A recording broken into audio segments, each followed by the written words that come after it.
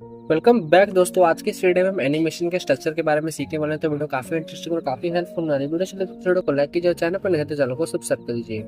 आप देख सकते हैं यहाँ पे वी एस ओपन कर लिया। इसके अंदर उन्होंने इंडेक्स और एचटीएमएल स्टाइल डॉट सीएसएस नाम से यहाँ पे जो फाइल क्रिएट कर दिया है।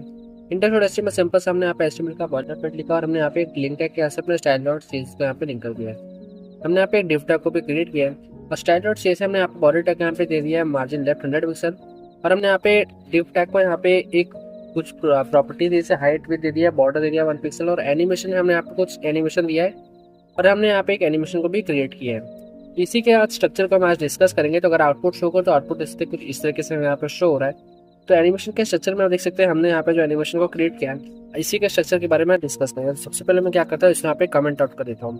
तो इसके अंदर जितनी भी वैल्यू थी जैसे सी चेंज 3s लीनियर और इन्फिनिटी, हम इसी को डिस्कस करेंगे। तो जो सी चेंज ये क्या है, हमारे एनिमेशन का नाम है जो कि हमने यहाँ पे डिक्लेयर किया है। तो इसको करने के लिए हमारे पास या तो हम सिर्फ एनिमेशन करके लिख सकते हैं या तो हम अलग अलग अगर करना है तो कर सकते हैं। जैसे कि मैं यहाँ पे लिखता हूँ एनिमेशन नेम, और एनिमेशन नेम में अपना एनिमेशन का नाम लूंगा तो जो कि है हमारे पास सी चेंज।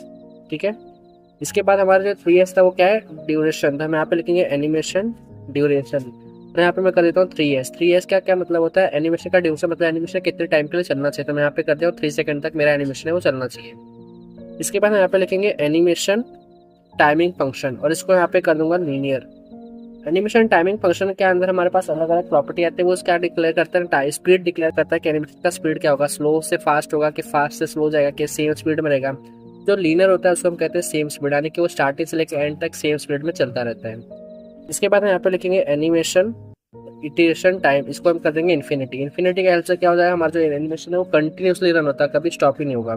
तो हमने जो यहाँ पे किया था वो सेम एनिमेशन हमने यहाँ पे अलग अलग तरीके से क्रिएट किया है। हम चाहे तो सिंपली डायरेक्टली उसको एनिमेशन लिख के उसके अंदर सारी चीज़ एक ही में कर सकते हैं। अगर आउटपुट शो कर तो देखेंगे, जैसे रिफ्रेश करो तभी भी कोई भी चीज़ इसमें देखने को नहीं मिल रहा है। आपकी कुछ और भी यहाँ पे प्रॉपर्टीज होती है एनिमेशन के अंदर जो कि हम यहाँ पे लिखेंगे एनिमेशन डिले। एनिमेशन डिले के हेल्प से क्या कर सकते हैं, मान लीजिए मैं इसको यहाँ पे कर देता हूँ 2 सेकंड। तो क्या होगा कि जैसे अपने वेब पेज के यहाँ पे लोड करूँगा तो पहले 2 सेकंड का वेट लेगा और 2 सेकंड होने के बाद ऑटोमेटिक जो एनिमेशन है वो यहाँ पे स्टार्ट हो जाएगा। इसी के साथ हमारे पास एक और एनिमेशन के अंदर प्रॉपर्टी आता है, इसको हम कहते हैं एनिमेशन डायरेक्शन। डायरेक्शन को अगर मैं यहाँ पे अल्टरनेटिव कर दूंगा तो ध्यान से देखना, अगर अभी ध्यान से देखेंगे तो कैसा होता है, रेड से ब्लू की तरफ जा रहा है, वापस से रेड जा रहा है। अगर इसको हम अल्टरनेटिव कर देंगे और अपने वेब पेज को रिफ्रेश करेंगे 2 सेकंड वेट करेगा और फिर रेड से देखेंगे कि अब कहाँ जा रहा है, ब्लू के पास जा रहा है, और ब्लू से वापस और अल्टरनेट आके कहाँ जा रहा है, रेड पे चला जा रहा है। इसी को हम कहते हैं ये एनिमेशन के सारे स्ट्रक्चर को हमने यहाँ पे डिस्कस कर लिया है। ये जो हमने अलग अलग लिखा है उसको हम यहाँ पे क्या कर सकते हैं, एक ही एनिमेशन के अंदर लिख सकते हैं।